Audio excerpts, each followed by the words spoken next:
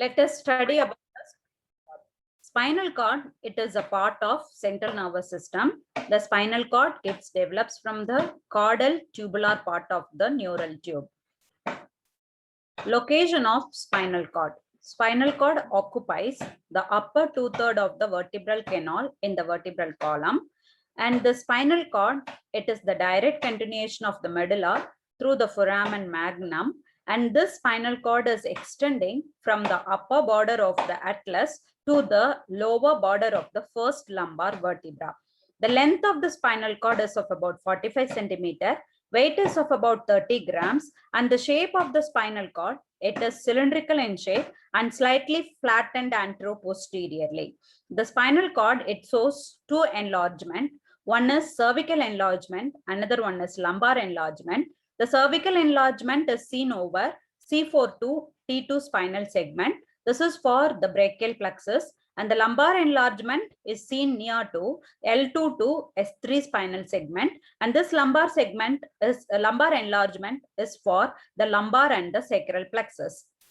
The two enlargement of the spinal cord are one is cervical and the one is lumbar. Cervical is extending from C4 to T2 spinal segments, and the cervical enlargement is mainly for the formation of brachial plexus, and the lumbar enlargement, it is extending from L2 to S3 spinal segment, and the lumbar enlargement is mainly for the lumbar and sacral plexus.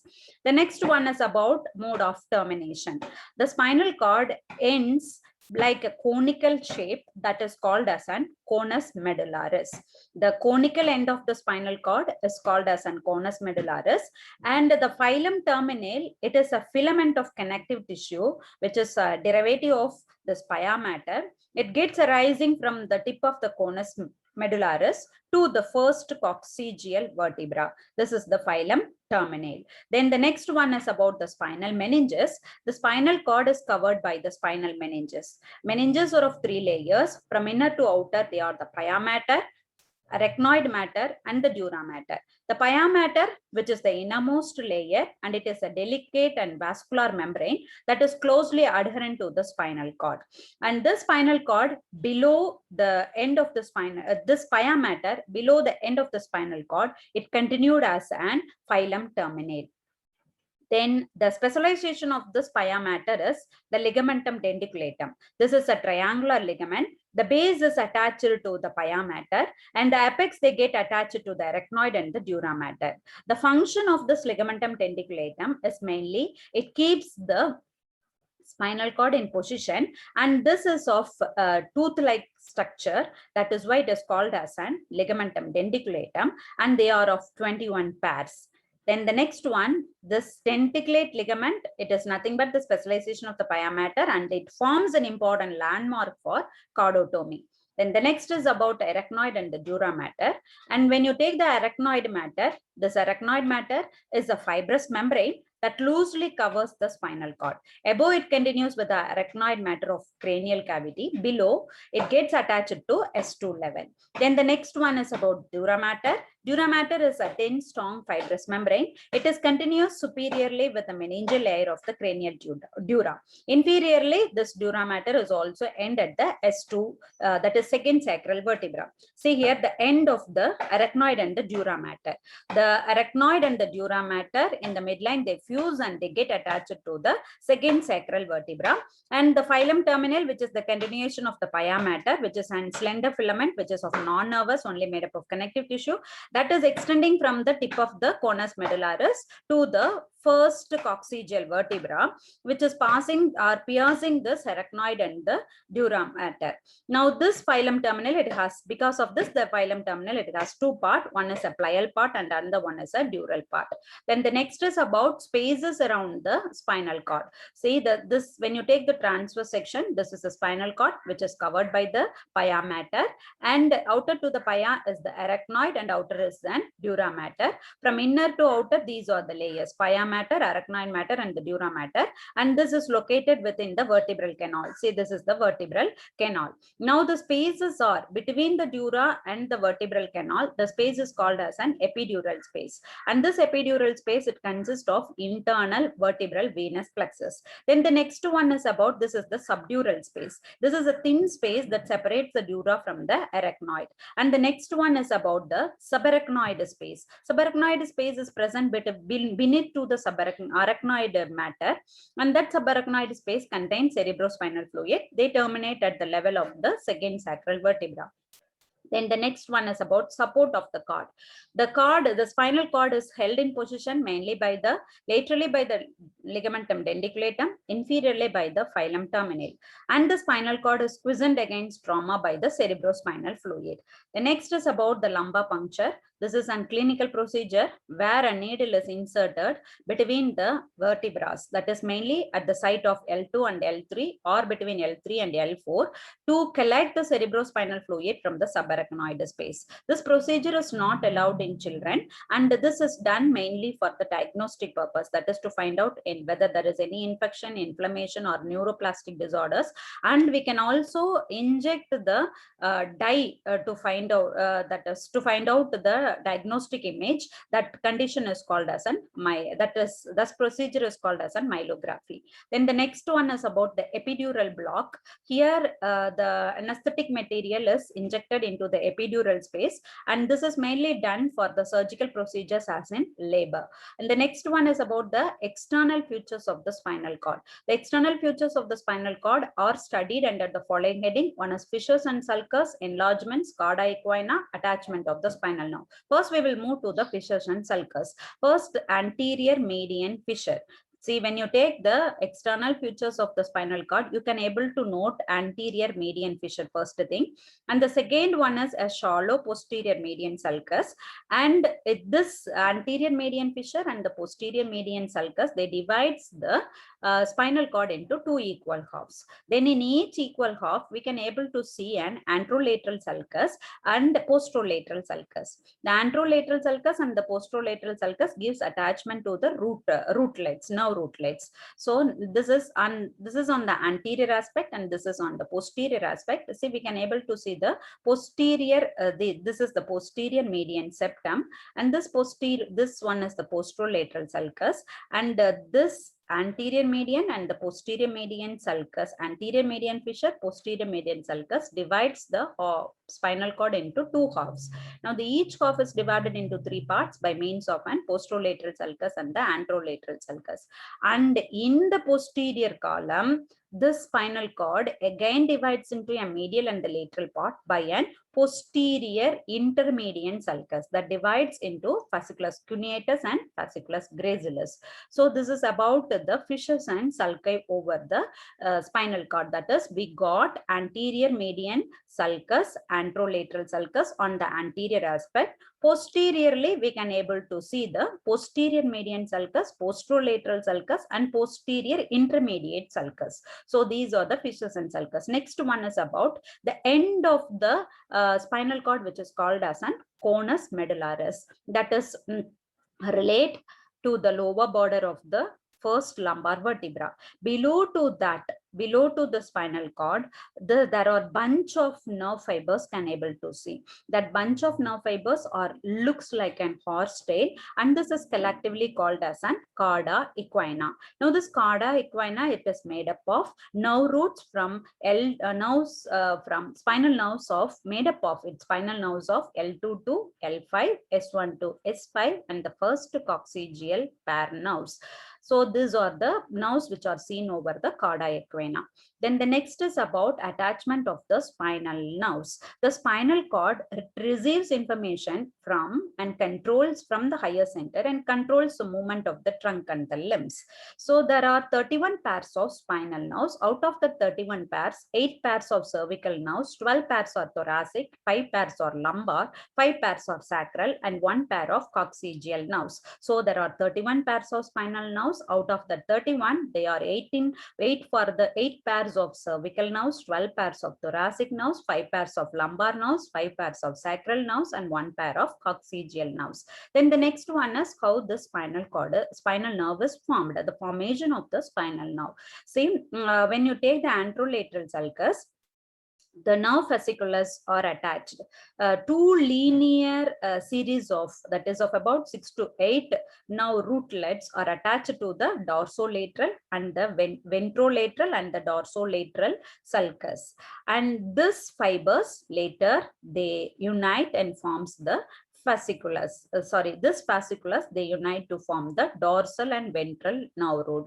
So anterolateral and the posterolateral sulcus gives attachment to the 6 to 8 linear series of nerve fasciculus, and this nerve fasciculus, they unite to form the dorsal and this is the ventral and the dorsal nerve roots. Now the next one is about this roots, they pass through they runs laterally and reaches the intervertebral foramen. There, this two root unite and forms the spinal nerve proper. So the spinal nerve, it is an mixed nerve. So now the dorsal root, it carries primary afferent neuron from the peripheral sensory receptors to the spinal cord and the brainstem. Their cell bodies are located within the dorsal root ganglion. And the ventral root, they are efferent neurons, which is also called as an lower motor neuron. They are arising from the anterior horn cells, and their cell bodies are located within the spinal gray matter. And the lateral horn, which gives origin to this preganglionic autonomic neuron, that is again passes through this ventral root only. Now the next one is, see, there's two root near the intervertebral foramen, that is posterior root and the anterior root. Near the intervertebral foramen, they unite and form the spinal nerve. Now the spinal nerve, it is carrying both afferent as well as efferent fibers. Hence it is a mixed nerve. And after once it leaves through the intervertebral foramen, it divides into two rami. That is, each spinal nerve is divided into dorsal and ventral rami. First, we will go with the dorsal rami. Dorsal rami, it is very thin, and that supplies to the muscles and the skin over the back. And the ventral ramus, which is very larger and supplies the muscles and the skin of the front of the body and the limbs. And this is also connected to the sympathetic chain by means of an white rami and the gray rami communicants. The next one is about spinal segments and the spines of the vertebra. The spinal cord is segmented in living. The approximate level of the spinal segment is identified by the posterior spinous process of the vertebra. And when you take the cervical segment, one spine higher than their corresponding vertebra, that is C7 segment is adjacent to C6 vertebra. Thoracic segment, 2 spines higher, and for the lumbar segment, 3 to 4 spines higher. It is about the relations between spinal segment and the spines of the vertebra. Next one is about exit of the spinal nerves. For the C1 to C7 spinal nerve, that is first 7 cervical spinal nerves, they run above to the vertebral body, cervical vertebrae, and C8 they pass below to the 7th cervical vertebra, and from T1 onwards and the T1 and the rest of the spinal nerves, they pass below to the corresponding vertebrae. And for the lumbar and the sacral,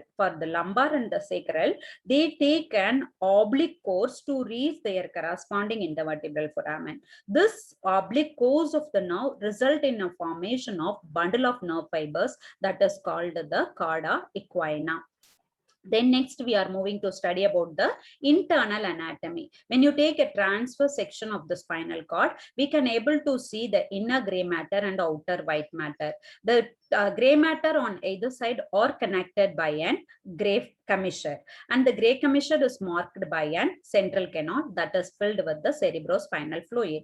First, we will take the gray matter. Gray matter, it is an H-shaped structure, and this has 3 horns. That is, mainly it has 2 horns, that is anterior horn and posterior horn, and there is another one horn which is called the lateral horn. Lateral horn is present over the thoracolumbar segments and the sacral segment. That is, T1 to L2 lumbar segment has the lateral lateral horn, and S2 to S4 sacral segment has this lateral horn. This is for the origin of the preganglionic fibers of the autonomic neurons. So now this anterior horn is made up of motor neurons, and the posterior horn is made up of sensory neurons. And this gray matter, it will be the appearance of the gray matter is differ in the cervical, thoracic, lumbar, and the sacral segments. When you take the cervical segment, the posterior horn is slender and the anterior horn is broad. Whereas when you take the thoracic segment, both the horns are slender with the presence of the lateral horn. In the lumbar, both anterior as well as posterior horns are broad. In sacral, it is much broader, and with the presence of the lateral horn in S2 to S4 sacral segment. This is the different structures of different shapes of the gray matter over the four region, that is over the cervical, thoracic, lumbar, and the sacral segments. Then the next one is about the cells over the horns. They grouped. When you take the anterior horn, the motor cells, they group to form three groups. That is, one is medial group, central group, and the lateral group. Medial group is present throughout the spinal cord, and that supplies the axial musculature, whereas the central group is seen over only to the upper cervical segment, that result in the formation of peripheral nerve nucleus and the spinal nucleus of accessory nerve. And this lateral part, it is seen over only to the cervical and the lumbar segment, that gives origin or that supplies to the upper limb musculature and the lower limb musculature. Then the next one, when you take the posterior horn, it has, the first one is posterior. Here the sensory cells, they are arranged as following groups. First one, we will see the posterior marginal nucleus. This receives the incoming fibers of the dorsal nerve roots, and the next, the tip of the posterior horn is grouped to form the cells over the tip of the sensory cells over the tip of the posterior horn. They grouped to form the substantia gelatinosa. This is a relay station for pain and temperature, where the axons of the lateral spinothalamic tract arises. And the nucleus proprius receives the proprioceptive impulses, and the other one is visceral afferent nucleus, and the next one is nucleus dorsalis. This receives unconscious proprioceptive impulses. And then if on the lateral horn, we got two groups, intermedio-lateral and intermedio-medial. This gives origin for the autonomic neurons. So these are the various groups of cells within the gray matter, that is in the posterior horn, in the anterior horn, and in the intermediate horn. When you take the anterior horn, they are grouped into three. They are the medial group, central group, and the lateral group. And intermedio-medial, it is grouped into intermedio-lateral, intermedio-medial, and in the posterior horn, they grouped into posterior marginal nucleus, substantia gelatinosa, nucleus proprius, visceral afferent nucleus, and nucleus dorsalis. Then the next one is about the spinal root origin, and the spinal nerve root origin, that is the anterior horn, which gives off the origin for the ventral root, and the posterior horn, which gives origin for the dorsal root. Dorsal root of the spinal nerve is arising from the posterior horn of the gray matter, and the ventral root of the spinal nerve is arising from the anterior horn. Then the next is about, see this two root, the posterior horn, it has an dorsal root ganglion, and this is the ventral root. This two root unite near the intervertebral foramen and forms the spinal nerve. The spinal nerve is a mixed nerve. Once it leaves the spinal nerve, each spinal nerve, they divides into dorsal and ventral rami. Then the next one is about the white matter. The outer is the white matter, and this white matter is divided into three columns, an anterior column, and the lateral column, and a posterior column. Anterior column is present between anterior median fissure and the anterolateral sulcus, and between this posterolateral and the anterolateral sulcus is the posterior white column, lateral white column. Lateral white column is present between the anterolateral and the posterolateral sulcus, and between the posterior median sulcus and the posterolateral sulcus is the posterior column. This posterior column is again divided into two, medial fasciculus gracilis and fasciculus cuneatus, by an posterior intermediate sulcus. So these are the three white columns, that is, one is anterior, lateral, and posterior. See, the white matter is mainly made up of the ascending and the descending tracts, because tracts are nothing but the bundles of nerve fibers collectively forms the tracts, and here the nerve fibers are myelinated, and the myelin sheath covering the nerve fibers gives the reflection of white color. That is what the outer is made up of, white matter, and this white matter is mainly consist of an ascending and the descending tracts. Ascending tracts are the sensory tracts, descending tracts are the motor tracts.